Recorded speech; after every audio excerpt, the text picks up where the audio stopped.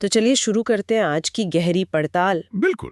आज हम केमिस्ट्री की दुनिया में उतर रहे हैं और एक ऐसे नियम को समझने की कोशिश करेंगे जो पहली नज़र में थोड़ा मुश्किल लग सकता है। हाँ, लेकिन असल में एक बहुत ही चालाक पहेली का हल है। इसका नाम है कोलराउश का नियम।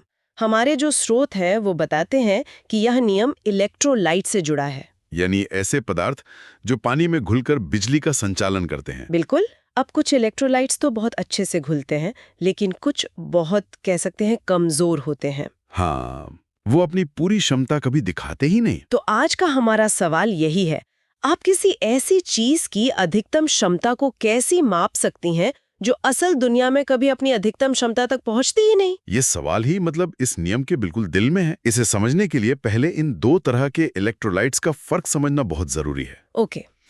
एक होते हैं प्रबल या स्ट्रॉन्ग इलेक्ट्रोलाइट्स, जैसे हमारा साधारण नमक NaCl। ठीक है। आप इन्हें पानी में डालते हैं और ये लगभग 100% अपने आयनों में टूट जाते हैं। मतलब ये एक ऐसे बल्ब की तरह है जिससे स्विच ऑन करते ही वो पूरी ताकत से जल उठता है। और दूसरे वाले? दूसरे होते हैं दुर्बल या वीक इलेक्ट्रोलाइट्स, जैसे? जैसे सिरके में पाया जाने वाला एसिटिक एसिड। अच्छा। ये पानी में जाने पर बहुत ही कम टूटते हैं, शायद 100 में से सिर्फ 4 या 5 अणु ही आयनों में बिखरते हैं। तो ये उस डिम बल्ब की तरह हो गए। बिल्कुल, जो जल तो रहा है पर बहुत धीमी रोशनी के साथ। और वैज्ञानिकों के लिए असली सिरदर्द यही डिम बल्ब थे। वो जानना चाहते थे कि अगर इस डिम बल्ब को उसकी पूरी क्षमता पर जलाया जाए तो वो कितनी रोशनी दे सकता है। हाँ, पर समस्या ये थी कि वो कभी अपनी पूरी क्षमता पर जलता ही नहीं था। ठीक है, तो प्रॉब्लम समझ में आ गई।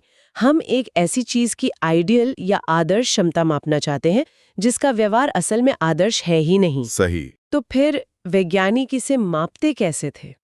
मेरा मतलब है स्ट्रॉन्ग इलेक्ट्रोलाइट्स के लिए तो कोई तरीका होगा। हाँ, स्ट्रॉन्ग इलेक्ट्रोलाइट्स के लिए मामला काफी सीधा था। आप अलग-अलग कॉन्सेंट्रेशन पर, मतलब घोल को कम ज्यादा गाढ़ा करके उसकी कंडक्टिविटी मापते हैं। और फिर उसे ग्राफ पर डालते हैं। बिल्कुल, और आपको एक सीधी रेखा मिलती है। आप बस उस रेखा को पीछे की ओर खींचकर उस पॉइंट तक ले जाते हैं जहां कॉन्सेंट्रेशन 0 हो, और आपको आपकी अधिकतम आदर्श कंडक्टिविटी की वैल्यू मिल जाती है। ये तो काफी आसान लगता है। तो वीक इलेक्ट्रोलाइट्स के साथ यह तरीका काम क्यों नहीं करता? क्योंकि जब आप वीक इलेक्ट्रोलाइट्स के लिए वही ग्राफ बनाते हैं तो आपको सीधी रेखा मिलती ही नहीं। अच्छा, क्या मिलता है? आपको एक कर्व, एक मुड़ी हुई रेखा मिलती है जो 0 कॉन्सेंट्रेशन के पास अचानक आसमान की तरफ भागने लगती है। तो आप उसे पीछे खींचकर सही जगह पे मिला ही नहीं सकते। एग्जैक्टली। ये एक ऐसी रेस की तरह है जिसमें फिनिश लाइन कहाँ है आपको पता ही नहीं। सालों तक ये एक बहुत बड़ी चुनौती थी। तो क्या करें, हार मान लें? यहीं पर कोलराउश की एंट्री होती है ना? बिल्कुल। कोलराउश ने इस प्रॉब्लम को एक अलग नजरिए से देखा। कैसे? उन्होंने कहा, ठीक है, अगर हम असल दुनिया की भीड़भाड़ में इनकी क्षमता नहीं माप सकते तो चलो एक ऐसी काल्पनिक दुनिया की कल्पना करें जहां कोई भीड़भाड़ हो ही नहीं। एक काल्पनिक दुनिया? हाँ, इसे ऐसे सोचिए कि आप मुंबई के किसी लोकल स्टेशन पे पी कार्स में हैं। आप ठीक से चल भी नहीं पाते, बार बार लोगों से टकराते हैं, आपकी रफ्तार बहुत कम हो जाती है। हाँ बिल्कुल, अपनी पूरी रफ्तार से चलना तो नामुमकिन है। लेकिन अगर वही स्टेशन आधी रात को पूरी तरह खाली हो तो मैं अपनी पूरी रफ्तार से दौड़ सकती हूँ बिना किसी रुकावट के। बस। केमिस्ट्री की भाषा में इसी खाली स्टेशन को अनंत तनुता या इन्फिनिट डाइल्यूशन कहते हैं। अच्छा, मैं नाच रहे हैं वाली बात तो समझ आई। इस खाली स्टेशन वाली कल्पना से कोलराउश ने क्या नतीजा निकाला? उन्होंने एक बहुत ही क्रांतिकारी बात कही। उन्होंने कहा कि इस अनंत तनुता की आदर्श स्थिति में हर आयन, चाहे वो पॉजिटिव हो या नेगेटिव, घोल की कुल कंडक्टिविटी में अपना एक स्वतंत्र और निश्चित योगदान देता है। और उसे इस बात से कोई फर्क नहीं पड़ता कि उसका साथी आयन कौन है? बिल्कुल नहीं। जैसे उस खाली स्टेशन पर हर व्यक्ति अपनी पूरी रफ्तार से दौड़ता है, भले ही वो किसके साथ आया हो। इसी को आयनों का स्वतंत्र प्रवासन का नियम कहते हैं। ठीक है, यानी हर आयन का अपना एक व्यक्तिगत स्कोर है। लेकिन इसे नंबरों में कैसे पिरोया गया? इसका जो फॉर्मूला है वो देखने में थोड़ा डरावना लग सकता है। हाँ, पर उसके पीछे का आइडिया बहुत सीधा साधा है। सोचिए कि एक क्रिकेट टीम का कुल स्कोर उसके हर खिलाड़ी के बनाए गए रनों को जोड़कर बनता है। ओके। कोलराउश का फॉर्मूला बस यही कहता है, घोल की कुल आदर्श कंडक्टिविटी, जिसे हम लैम्डा नॉट लैम्डा जीरो कहते हैं, हाँ। वो उसके पॉजिटिव आयन और नेगेटिव आयन की अपनी अपनी व्यक्तिगत कंडक्टिविटी का जोड़ है, बस। तो फॉर्मूला कुछ ऐसा दिखेगा, lambda naught is equal to n plus lambda zero plus n minus lambda 0 minus. यहाँ ये जो छोटे n हैं, इनका क्या मतलब है? वो बस ये बताता है कि फॉर्मूला यूनिट में कितने पॉजिटिव और कितने नेगेटिव आयन हैं। जैसे पोटेशियम क्लोराइड KCl को लेते हैं, ठीक है। ये टूटकर एक पोटेशियम आयन K+ और एक क्लोराइड आयन Cl- देता है। तो इसका फॉर्मूला सीधा होगा lambda naught KCl is equal to lambda naught K+ plus lambda naught Cl-। एक खिलाड़ी का स्कोर प्लस दूसरे खिलाड़ी का स्कोर। बिल्कुल। और कोई थोड़ा और जटिल उदाहरण? जरूर। बेरियम हाइड्रोक्साइड यानी BaOH2 को देखिए। ओके। जब इसका एक अणु पानी में घुलता है तो वो एक बेरियम आयन Ba2+ और 2 हाइड्रोक्साइड आयन OH- देता है। अच्छा, तो यहाँ टीम में 3 खिलाड़ी हैं, एक बेरियम और 2 हाइड्रोक्साइड। बिल्कुल सही पकड़ा आपने।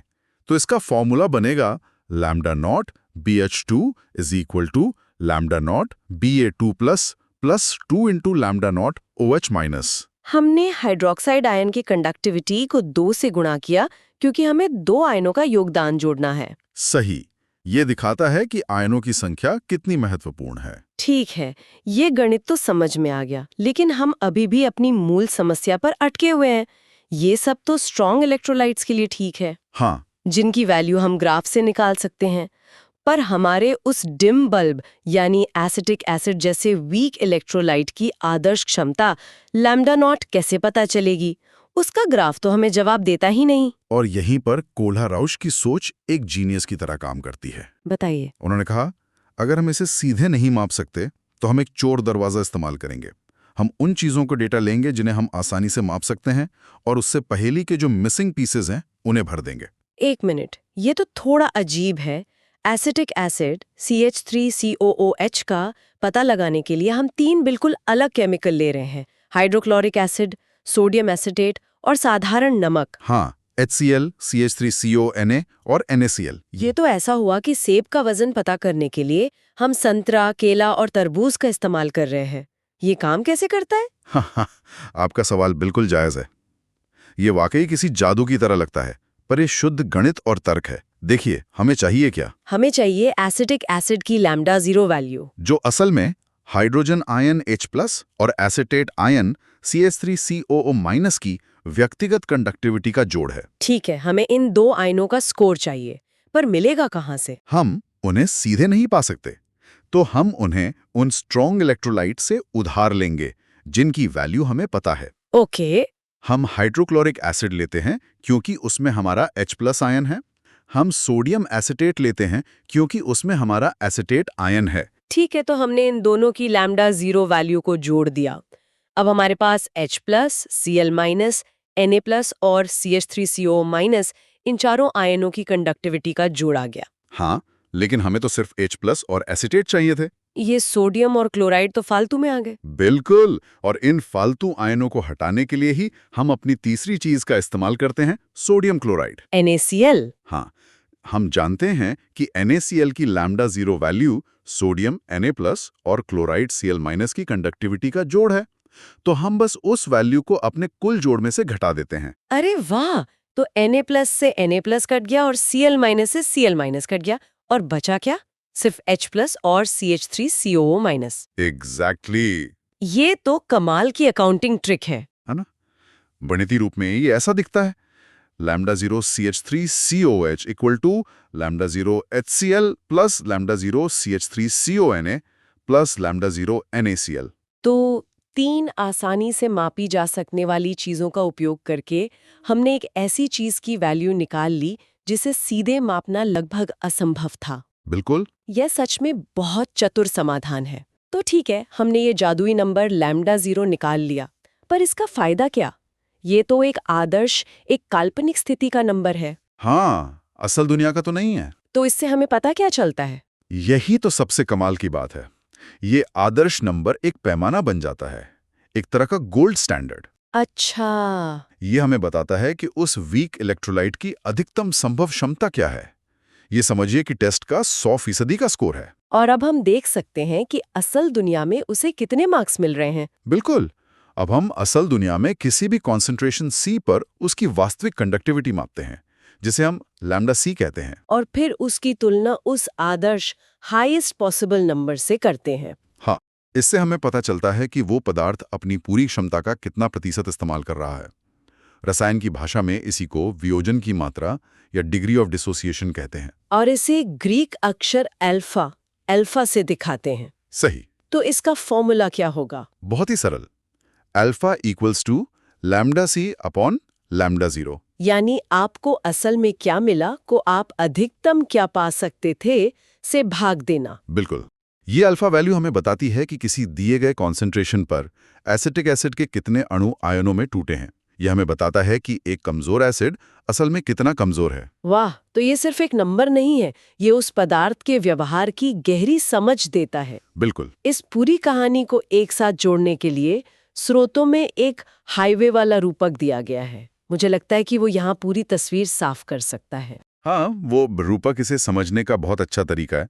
सोचिए कि कंडक्टिविटी एक हाईवे सिस्टम से होने वाली कुल कमाई है और आयन उस पर चलने वाली गाड़ियां हैं। ठीक है, तो जब कॉन्सेंट्रेशन बहुत ज्यादा होता है, मतलब घोल बहुत गाढ़ा है, तो ये मुंबई के शाम 6 बजे के वेस्टर्न एक्सप्रेस हाईवे जैसा है। भयंकर ट्रैफिक जाम, गाड़ियां यानी आयन एक दूसरे से टकरा रही हैं, एक दूसरे को धीमा कर रही हैं। ऐसे में ये बताना नामुमकिन है कि कौन सी गाड़ी कितना राजस्व कमा रही है। कुल कमाई बहुत कम है। बिल्कुल। अब कल्पना कीजिए अनंत तनुता की। ये वही हाईवे है, लेकिन रात के 3 बजे। सड़क पूरी खाली। हाँ, हर गाड़ी, हर आयन अपनी पूरी रफ्तार से चल सकता है, बिना किसी रुकावट के। इस स्थिति में सिस्टम अपनी अधिकतम कमाई यानी लैम्डा 0 करता है। और कोलराउश का नियम कहता है कि ये अधिकतम कमाई हर तरह की गाड़ी की अपनी व्यक्तिगत अधिकतम कमाई का कुल जोड़ है। सही। अब इसमें हमारे स्ट्रॉन्ग और वीक इलेक्ट्रोलाइट्स कहाँ फिट होते हैं? बताइए। स्ट्रॉन्ग इलेक्ट्रोलाइट्स उस हाईवे पर चलने वाली गूगल या अमेज़न जैसी बड़ी स्थापित ट्रांसपोर्ट कंपनियों की तरह हैं। उनका व्यवहार बहुत प्रिडिक्टेबल है। हाँ, हम उनके खाली हाईवे वाले डेटा, मतलब अधिकतम कमाई, को आसानी से ग्राफ से पता लगा सकते हैं। और वीक इलेक्ट्रोलाइट? वो एक नई छोटी स्टार्टअप कंपनी है। उसका व्यवहार बहुत अनिश्चित है। जाम के समय उसकी कमाई बहुत कम होती है और हम ये पता नहीं लगा सकते कि अगर उसे खाली हाईवे मिले तो उसकी असली कमाई की क्षमता लैम्डा 0 क्या होगी। तो कोलराउश का नियम एक तरह की वित्तीय ऑडिटिंग ट्रिक है। हाँ, बिल्कुल। हम उस स्टार्टअप की असली क्षमता का पता लगाने के लिए गूगल और अमेज़न जैसी बड़ी कंपनियों के विश्वसनीय डेटा का इस्तेमाल करते हैं। हम उनके डेटा के कुछ हिस्सों को जोड़ते हैं और कुछ को घटाते हैं। और इस जोड़ घटाव से हम उस स्टार्टअप की छिपी हुई अधिकतम कमाई क्षमता का सटीक अनुमान लगा लेते हैं। वाह! तो ये रूपक दिखाता है कि ये नियम कितना शक्तिशाली है।